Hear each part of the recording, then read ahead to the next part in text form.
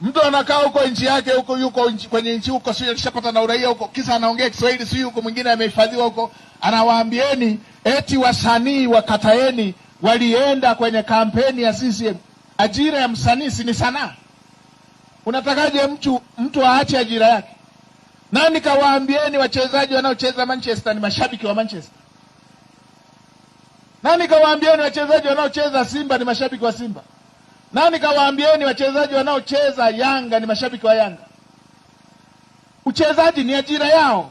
Yeye hajali kwamba wewe ni shabiki, hata kadi ya hiyo klabu hana. Msanii akienda kuimba kwenye mkutano, yeye pale yuko kazini, yuko kwenye ajira yake. Tunahangaika vijana wapate ajira. Wewe unasema wakatae fursa ya kupata fedha. Nani kawaambieni hao ni wanachama?